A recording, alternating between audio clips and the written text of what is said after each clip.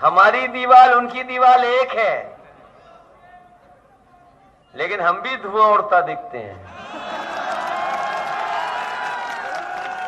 हमारे पत्रकार साथी लखनऊ के हैं, बताओ हमारा घर उनका घर एक दीवार है कि नहीं है? वो कह रहे हैं कि हम 12 बजे सो के उठते हैं। बाबा जी आपके लिए नहीं कह रहा मैं, आप चिलम पी सकते हो, केवल बाबा जी योगी नहीं पी सकते। आपके हमें कोई शिकायत नहीं है। सोचिए आप, बाबा मुख्यमंत्री जी कह रहे हैं 12 बजे सो के उठते हैं, लेकिन उनकी शक्ल देख लो आप, उनकी शक्ल पर किसानों ने और नौजवानों ने जो वोट डाला है उनकी शक्ल पर 12 बज गए हैं। इसलिए भाषा बदल गई है, इसलिए भाषा बदली है कि किसान और नौजवान इस बार इनके खिलाफ है। किसान को खुशहाली रोक ली इन्होंने, इसलिए किसान इनके खिलाफ है।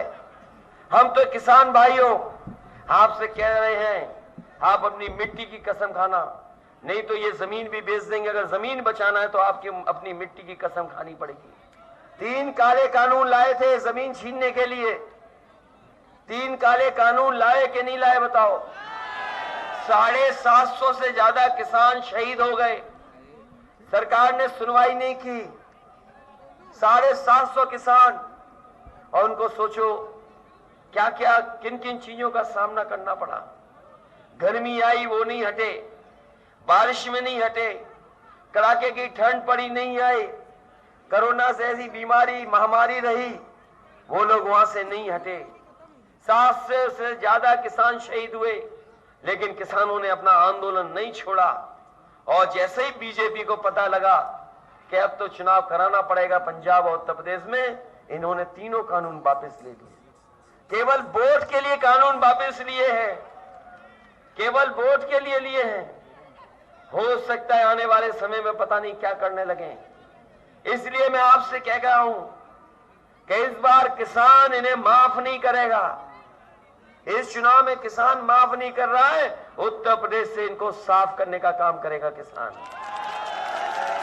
और ये बीजेपी वाले कान पकड़ करके 700 से ज्यादा बार उठक बैठक लगाएंगे, लेकिन किसान इन्हें माफ करने वाला नहीं है।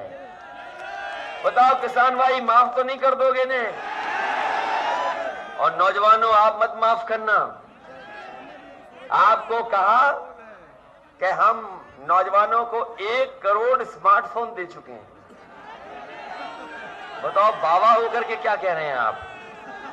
अभी झांसी का भाषण सुन लो आप। झांसी बुंदेलखंड में गए हो, कह रहे कि हम नौजवानों को 1 करोड़ स्मार्टफोन दे चुके हैं। बताओ यहां मोहान के नौजवानों, तुम्हारे हाथ में अगर बाबा जी ने एक भी स्मार्टफोन दिया हो तो बताओ। न लैपटॉप दिया, और न जाने कौन सी टैबलेट देते रहे 5 साल। कौन सी टैबलेट दी इन्होंने? और वो चलाना नहीं जानते, ये भी याद रखना। बाबा जी लैपटॉप नहीं चला पाते हैं। अभी उन्होंने स्मार्टफोन से एक तस्वीर डाली जिसमें खुद पूरब की तरफ देख रहे हैं और जनता पश्चिम की तरफ देख रही है। बताओ नौजवानों, आपने देखी वो तस्वीर से नहीं देखी? अब पता। सौभाग्य योजना के माध्यम से हर घर बिजली